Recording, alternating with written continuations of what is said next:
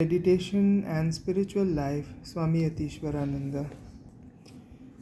More practical suggestions for sex control.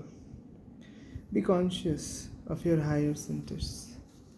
Hold on to your higher center of consciousness in the heart or head.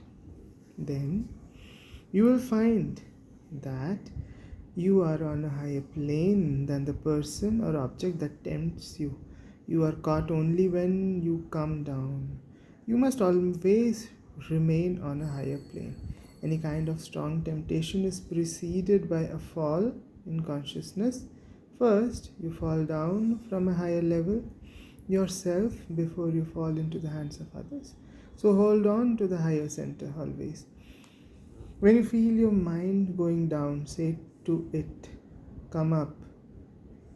Why stay in the lower centers? Try to cajole it. My mind, what a fool you are to run after enjoyments and sex. Aren't you ashamed to do it? You should really know better. Treat your mind as a friend. Never create an enemy within. You must make your mind your companion and collaborator in spiritual life. Love yourself. Sometimes, especially in the case of persons who cannot do higher forms of visualization, it is better to do some imagination of human anatomy. Haven't you seen the human skeleton in a museum or a lab? Instead of the beautiful form that draws you, you should see the skeleton, the bony structure with its stupid grin. If you wish, you may add blood, entrails, nerves, and other disagreeable things to that skeleton. This is not a false imagination after all. It's the truth about the human body. Only we have forgotten this truth. We have got accustomed to seeing only the skin. Even doctors who know everything about anatomy forget this truth. The most effective means of overcoming the attacks and attractions of sex is to look upon oneself as the Atman, the self.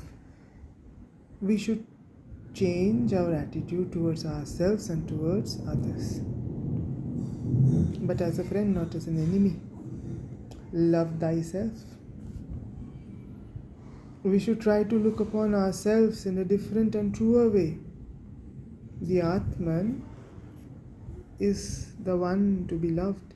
Say to yourself again and again, I am not a man, I am not a woman, I am not the body, I am not this, I am the self. I am infinite consciousness and bliss, not limited by any attributes. I am not this physical form with which I happen to be associated. For some time, I am sexless. If we are able to bring about this change in our outlook and really come to feel it, then our position becomes secure. Not before that. Before that, it's a struggle, it's a camouflage, it's a hide and seek, it's a falling and getting up, frustration, losing track, monotony, boredom, lack of faith, so many things. But slowly, by the grace, it happens. Drive this idea into the depths of your mind at the time of your meditation. This is very important. While you are having the sexual urge, if you start imagining and I'm not the body, I'm not the mind, it doesn't work. So the first step is, while you're meditating, with the goal clear that I need to get out of this trap of sex. During meditation, if that goal is clear, then drive this idea deep. Early in the morning and also before going to bed. At first, these appear to be mere suggestions, but repeated practice will make this idea a part of your outlook and influence your thinking and action later during the part of the day. By constant thinking in a certain way, a habit is formed, and once this is done, everything becomes easy. And this thinking can be done very effectively and without any great strain if one tries to rise to a higher plane of consciousness. Just take the example of the baby kangaroo. Whenever there is danger, it just jumps into its mother's pouch. Your center of consciousness should be for you, even as the mother's pouch is for the baby kangaroo. Try to be with your Ishtam at the higher center the very moment any trouble arises. What's the higher center? Heart, throat, the forehead. Try to be with your Ishtam at the higher center and at the very moment any trouble arises, and then you are safe. Do not quote any unnecessary reaction by acting in too violent a way. The moment you let go the hold on your Ishtam, you allow your mind to come down and feel the worldly attraction, and then you are lost. Learn to connect all your thoughts to your Ishtadevata.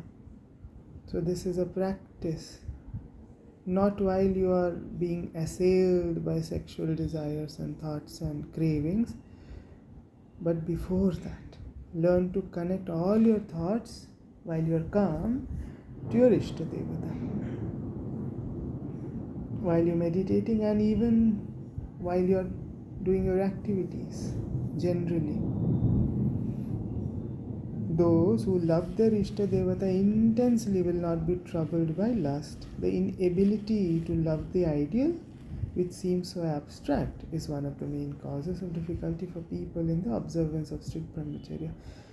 When we are struggling with our senses and some outward attraction or mental picture, when we are struggling with our senses and some outward attraction or mental picture, we should have several weapons at our use.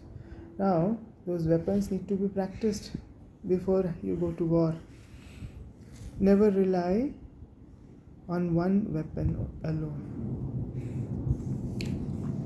But a warrior here need not be violent.